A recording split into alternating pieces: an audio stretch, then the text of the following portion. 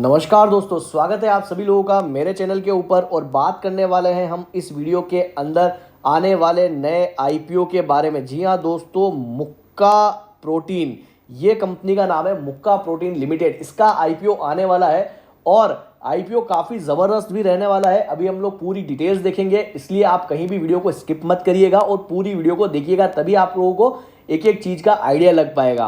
लेकिन वीडियो शुरू करूं उससे पहले आप सभी लोगों से मेरी एक रिक्वेस्ट रहने वाली है। अगर अभी तक आप लोगों ने मेरे चैनल को सब्सक्राइब नहीं किया है तो प्लीज चैनल को जरूर सब्सक्राइब कर लीजिए। तो चलिए अब वीडियो को हम लोग शुरू करते हैं। अगर मैं कंपनी की बेसिक डिटेल्स के बारे में बात करूं तो 2003 के अंदर ये कंपनी इनकॉर्पोरेट हुई थी मुक्का प्रोटीन्स लिमिटेड के नाम से। और ये जो कंपनी है वो फिश प्रोटीन मैन्युफैक्चरिंग का कामकाज करती है। उसके साथ ही company fish meal, fish oil, fish soluble paste और इस तरीके के जो प्रोडक्ट होते हैं उसको प्रोड्यूस और सप्लाई का कामकाज ये कंपनी करती है। लेकिन अगर बात करी जाए कि आखिर ये पर्टिकुलर प्रोडक्ट्स जो है वो कहाँ इस्तेमाल किए जाते हैं या कहाँ यूज करे जाते हैं, किस सेक्टर के अंदर डिमांड है, तो बेसिकली ये जो प्रोडक्ट है वो एक्वा फीड, पोल्ट्री फीड और पेट फूड बनाने के अंदर यूज किए जाते हैं। अगर हम लोग प्रोडक्ट सप्लाई की बात करें तो कंपनी जो है वो 10 देशों के अंदर अपने प्रोडक्ट को सप्लाई करती है, जिसके अंदर Bahrain, Bangladesh, Chile, Indonesia, Malaysia, Myanmar, Philippines, China, Saudi Arabia, South Korea, Oman, Taiwan, Vietnam, total मिलाकर के 10 कंट्रीज के अंदर कंपनी जो है वो अपने मटेरियल को एक्सपोर्ट करती है। तो बेसिकली जो एशिया रीजन है उसके अंदर कंपनी अच्छी खासी कंट्रीज के अंदर एक्सपोर्ट भी करती है। उसके अलावा कंपनी के पास टोटल 385 एम्प्लॉइज का स्टाफ है, जिसमें वेरियस डिपार्टमेंट के अंदर कामकाज करने वाले लोग हैं, जिसमें कि technical support staff, administration, management और ऑपरेशंस ये लोग देखते हैं। अब हम लोग बात करते हैं कि आखिर जो कंपनी फंड रेज कर रही है उसका इस्तेमाल वो कंपनी कहां करेगी। तो सबसे पहला यूटिलाइजेशन करा जाएगा कंपनी की वर्किंग कैपिटल रिक्वायरमेंट को पूरा करने के लिए। दूसरा, कंपनी की एक एसोसिएट प्राइवेट लिमिटेड कंपनी है एंटो प्रोटीन प्राइवेट लिमिटेड, उसकी वर्किंग कैपिटल रिक्वायरमेंट को पूरा करने के लिए इस पैसे का इस्तेमाल किया जाएगा। और तीसरा, जनरल कॉर्पोरेट पर्पस में इसका इस्तेमाल किया जाएगा। तो बेसिकली इनका मेन वही पर्पस है कि वर्किंग कैपिटल की रिक्वायरमेंट को पूरा करने की। आईपीओ साइज की बात करूं तो कंपनी टोटल 224 करोड़ का आईपीओ लेकर के आ रही है और वो पूरा का पूरा जो है वो फ्रेश इश्यू के जरिए ही लेकर के आ रही है। भी किसी भी तरीके का कंपनी जो है वो ओएफएस नहीं लेकर के आ रही है, प्रमोटर्स अपनी हिस्सेदारी नहीं बेच रहे। और ये काफी ज्यादा इंटरेस्टिंग पॉइंट हो जाता है आईपीओ के प्रोस्पेक्टिव से। फेस वैल्यू 1 रुपए रहने वाली है, प्राइस बैंड जो है वो 26 रुपए का रहने वाला है नीचे, और ऊपरी लेवल जो है वो 28 रुपए रहने वाला है। मतलब कि हमें तो 28 कट ऑफ पर ही अप्लाई करना है। कंपनी जो है बीएससी एनएससी दोनों पर लिस्ट होने वाली है।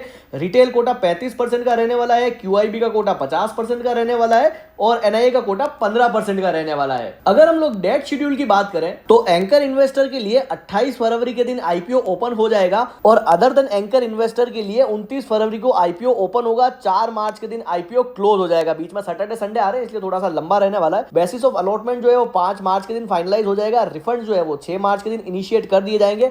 जिन्हें भी अलॉटमेंट होगा उनके डीमेट अकाउंट के अंदर शेयर जो है वो 6 मार्च के दिन ही क्रेडिट कर दिए जाएंगे और आईपीओ 7 मार्च के दिन बीएससी और एनएससी के ऊपर लिस्ट हो जाएगा। अगर मैं कंपनी के फाइनेंशियल्स की बात करूं तो काफी बढ़िया इंटरेस्टिंग नंबर में देखने को मिल रहे हैं। 2021 के अंदर रेवेन्यू निकल करके आता है लगभग 607 करोड़ का, एक्सपेंडिचर निकल करके आता है 598 करोड़ का और पैट निकल करके आता है 11 करोड़ का। 2022 के अंदर 776 करोड़ का रेवेन्यू निकल करके आता है, एक्सपेंडिचर निकल करके आता है 714 करोड़ का और पैट निकल करके आता है 25 करोड़ का। लगभग 100% ग्रोथ जो है वो हमें पैट के अंदर देखने को मिली है। 2023 के अंदर 1184 करोड़ के आसपास का रेवेन्यू में देखने को मिलता है, 1119 करोड़ का एक्सपेंस देखने को मिलता है और अगेन 47 करोड़ का पैट जो है वो हमें देखने को मिलता है। लगभग डबल ग्रोथ के आसपास हमें इस भी बार देखने को मिली है। हम पिछले 6 महीने की बात करें तो 612 करोड़ के आसपास का रेवेन्यू देखने को मिला है और एक्सपेंडिचर निकल करके आया है 570 करोड़ का और पैट निकल करके आया है 32 करोड़ का। अगर मैं इसे एनुअल ही भी कंप्यूट करूं तो लगभग आप कह सकते हो कि 1250 करोड़ के आसपास का हमें इस साल में रेवेन्यू देखने को मिलेगा। और अगर मैं 32-33 लगभग 66 करोड़ के आसपास का पैट जो है वो इस साल भी निकलते हुए दिखाई दे रहा है। तो अगर मैं फाइनेंशियल्स की बात करूं तो फाइनेंशियल्स तो हमें बढ़िया ही देखने को मिल रहे हैं। प्रॉफिट ग्रोथ हमें काफी बढ़िया देखने को मिल रही है, रेवेन्यू ग्रोथ हमें काफी बढ़िया देखने को मिल रही है। तो काफी ज्यादा इंटरेस्टिंग ये आईपीओ होने वाला है। अगर मैं लॉट साइज की बात करूं तो रिटेल के अंदर एक लॉट अप्लाई करने के लिए आपको 14,980 रुपए की जरूरत पड़ेगी। 535 शेयर जो है वो उस लॉट के अंदर आने वाले हैं। रिटेल में मैक्सिमम आप 13 लॉट अप्लाई कर सकते हैं। 1,94,740 की नीड बढ़ने वाली है, लेकिन हमें तो रिटेल के अंदर एक ही कोटा अप्लाई करना है। उसके बाद हम लोग बात करें स्मॉल एचएनआई के अंदर, तो मिनिमम आपको 14 लॉट के लिए अप्लाई करना होगा, 2,05,800 रुपए की नीड पड़ेगी। और अगर आप बिग एचएनआई में अप्लाई करना चाहते हैं तो 67 लॉट आपको अप्लाई करने होंगे कम से कम, और 10,03,660 रुपए की नीड वहां आपको पड़ने वाली है।